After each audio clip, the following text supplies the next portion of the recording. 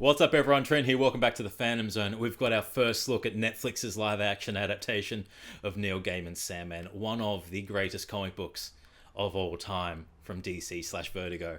I'm so keen. It's been a long time coming. Let's get into it. Tonight we will achieve what no one has even attempted. Charles We will Dance. summon and imprison death. I give you a coin Oh, the gates. made from a stone. And I give you a feather pulled from an angel's wing.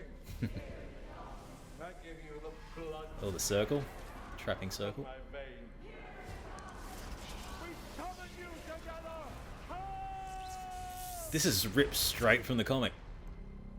Death, Even that imagery. desire, The helm, destiny, the despair, pouch, and the ruby. What have I got? dream. Morpheus. You're gonna need all the help you can get. Oh, he looks so good. The slender, sunken face, the dark hair. Wow, that was like it was ripped straight from issue 1. Wow. Charles Dance as Roderick Burgess, the occultist. He's perfect for that. Like, he is perfect for that crazy old man occultist. My God. And Dream looks phenomenal. Like, this is going to be one of those series that is incredibly hard to adapt. And the fact that Gaiman's involved gives me so much confidence in this that Netflix is going to do a great job with it. I mean, artistically, you've got artists like Sam Keith from the comic that have this really unique style, muted color palette in the art, and just the designs of all the characters are incredibly hard to adapt. But that was nearly panel for panel and word for word identical to issue 1. So that gives me so much confidence in this, and it looks visually stunning. Like, we got to see a glimpse of the doors that Dream caved to enter the dreaming just before the coin, and like the design of the helm, the ruby, and the pouch. This is going to be fantastic. So this first series, like, I have a feeling that first episode is going to basically be issue 1 and possibly issue 2, where he's trapped for 70 years and then escapes and goes to see the dreaming has collapsed without his rule. But I mean, this is going to be fantastic to see how the series goes. It looks dark, it looks grim. I'm very keen to see just how deep and dark it goes, because especially in that first story arc in Preludes and Nocturnes, you've got the John Dee, Dr. Destiny character who does some horrific things.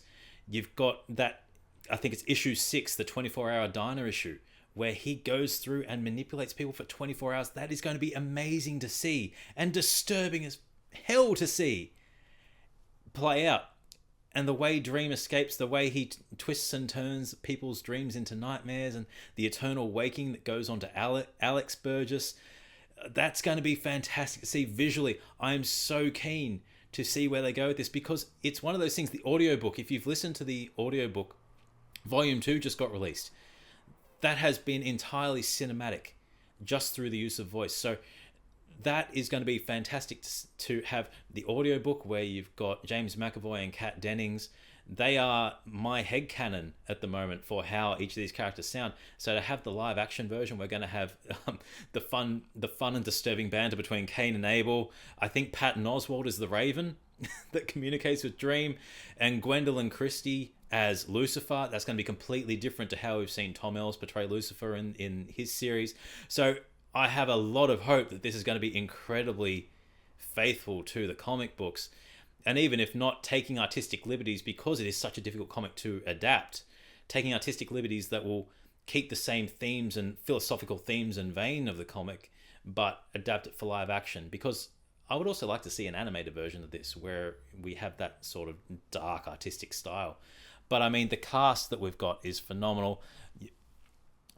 Charles Dance, Asim Chaudhry as Abel, Sanjeev Bhaskar as Cain, and Kirby Howell Baptista's Death. I'm very interested to see how she plays Death.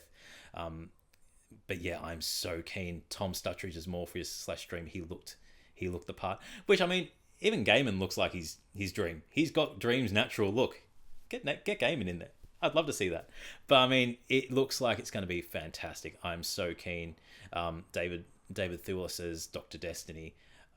I'm very keen, very interested to see where they go and how they adapt Preludes and Nocturnes, because you've got Lucifer, who's got the pouch, you've got the demon who's got the ruby, and then you've got the demon who's got the helm, and then you've got John Dee who's got the ruby. So seeing that story play out over this season, and then we're probably going to get the Doll's House as well, where Dream goes and chases those creatures who escape the dreaming and are running rampant. So I'm very keen to see how it goes. Tell us your thoughts in the comments below. I'm Trent, and as always, keep it nerdy.